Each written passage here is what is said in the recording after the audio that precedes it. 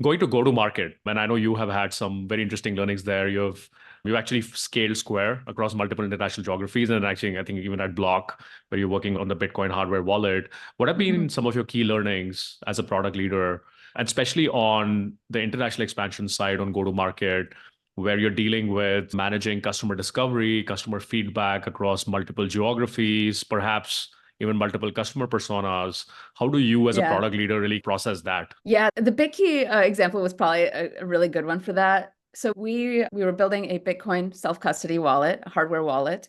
And like you mentioned, we were aiming to get it in the hands of customers around the world upon launch. So I think there were 99 countries in our initial launch list. And it's hard enough to get customer and segment customer needs in like one geographic area, let alone the needs and then the macro environments and influences of customers around the globe. So early customer discovery and feedback was key.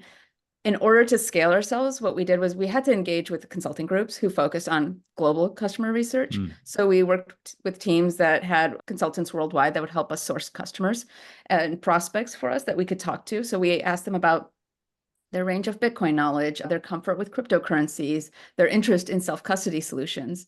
And then we also worked with other companies who are really good at creating surveys and additional data points from like the quantitative side.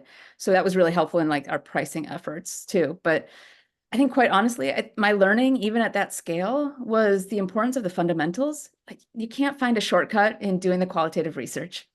Speaking to prospects, speaking to customers, understanding the whys behind their answers, figuring out what's important to them and all of that. You also can't skip out and doing the quantitative research at the exact same time.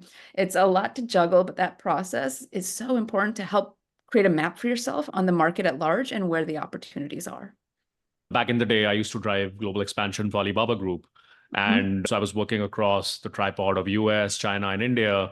And then, of course, we had merchants in Europe and Australia and New Zealand. And I think one of my key macro learnings from driving global expansion was when you were working across geographies, the challenge is how do you tie it back at a platform level to what the company is trying to get done as a unit, but at the same Yes. time, going deeply local on each of the Yes. geographies, which is the role of probably the local country leaders or the local teams. And how do you build that trust in terms of transferring your understanding of what the headquarter is trying to do, but at the Hmm. same time, also making sure that their voice is heard and actually their feedback is incorporated back into your product roadmap or your product strategy or product marketing or whatever function it is. And I think that balance, that sync is so key when you are doing international. It's a great point. 100%. If you miss that local, like you're not going to be communicating to anyone. You're just coming in as the American Yeah. and saying, this is the way that I'm going to talk to you. And it does not resonate, does not fit, it does not create a hook by any Yeah. means. So that's a great example. Yeah. Yeah.